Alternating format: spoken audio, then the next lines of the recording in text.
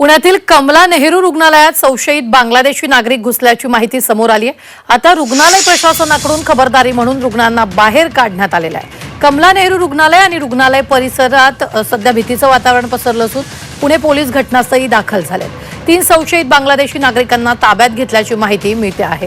ही मोठी बातमी आपण आत्ताच्या क्षणाची पाहतोय ती म्हणजेच कमला नेहरू रुग्णालयात यावेळी खबरदारीचा उपाय म्हणून रुग्णांना बाहेर काढण्यात आलेला आहे। रुग्णालयात संशयित बांगलादेशी घुसले तर यावेळी खबरदारीचा उपाय म्हणून रुग्णांना देखील बाहेर काढलाय।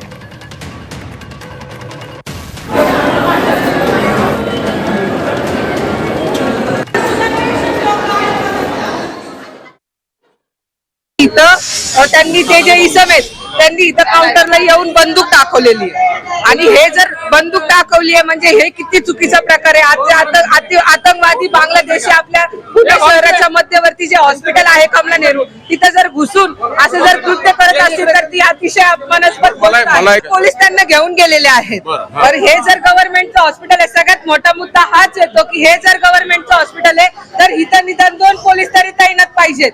आज गोरगरीब जनता इथं उपचारासाठी येते, आजूबाजूला सगळ्या वस्त्या आहेत। मुख्य विषय झाला असतं तर याची जबाबदारी गृहमंत्री देवेंद्र फडणवीसांनी घेतली असती का?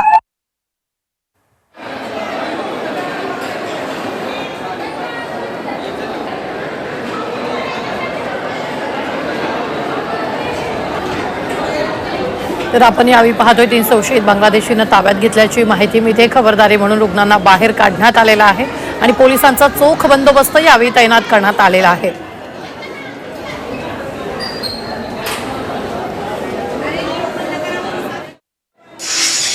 त्याच्याकडून विचारपूस केली। विचारपूस केल्यानंतर आम्ही विचारपूस करण्यासाठी त्यांना पोलीस स्टेशनला आणलं आहे।